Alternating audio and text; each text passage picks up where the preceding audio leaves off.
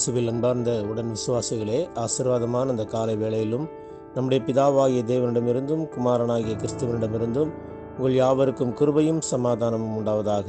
ஆமேன். இந்த நாளிலும் நமக்கு தரப்பட்டிருக்கிற கர்த்தருடைய வசனமானது லூக்கா 15வது அதிகாரம் 7வது வசனம். அதுபோல மனம் திரும்ப அவசியமில்லாத 99 நீதிமான்களை குறித்து சந்தோஷம் உண்டாகிறதை பார்க்கிலும் மனம் திரும்புகிற ஒரே பாவி நிமித்தம் பரலோகத்தில் மிகுந்த சந்தோஷம் உண்டாயிருக்கும் என்று உங்களுக்கு சொல்லுகிறேன் என்பதுவே.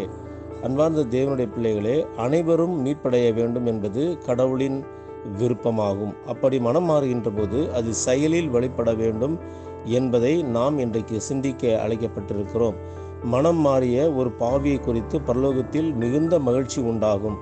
இது முற்றிலும் உண்மை. எப்படி என்றால், பாவ வழியில் வாழக்கூடிய ஒருவர் மனமாற்றம் அடைகின்ற போது முதலில் அவருக்கு அது நலம் பயப்பதாக இருக்கின்றது. அடுத்ததாக அவரை சார்ந்த அவருடைய பெற்றோர், உற்றார், உடன்பிறப்புகள் ஆகியோருக்கு நலம் பயப்பதாக இருக்கின்றது. அதைவிடவும் கடவுளுக்கும் அவருடைய தேவ தூதர்களுக்கும் நலம் பயப்பதாக அல்லது மகிழ்ச்சியை தருவதாக இருக்கின்றது. ஏனென்றால் கடவுள் தீயோரின் அழிவில் மகிழ்கின்ற கடவுள் அல்ல, அவர் அவருடைய மனமாற்றத்தில் மகிழ்கின்ற கடவுள்.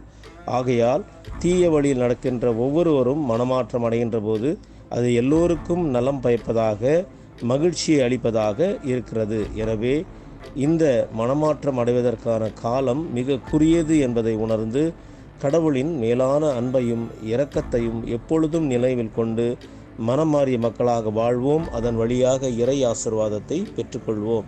எனவே இதுவே தகுந்த நாள், இதுவே மனமாற்றத்தின் நாள், இதுவே இரட்சண்யத்தின் நாள் என்பதை உணர்ந்து நாம் மனம் மாறி ஆண்டவருடைய பிள்ளைகளாய் வாழ்ந்து அதன் வழியாக இறை ஆசீர்வாதத்தை பெற்றுக்கொள்ள எல்லாம் வல்ல தூய ஆவியானவர் தாமே இந்த நாளிலும் நம் அனைவரையும் ஆசீர்வதித்து நடத்தி காப்பாராக. ஆமேன். எல்லா புத்திக்கும் மேலான தெய்வீக சமாதானம் உங்கள் இருதயங்களையும் சிந்தனைகளையும் கிறிஸ்து இயேசுவுக்குள் காத்துக்கொள்வதாக. ஆமேன். God bless you all.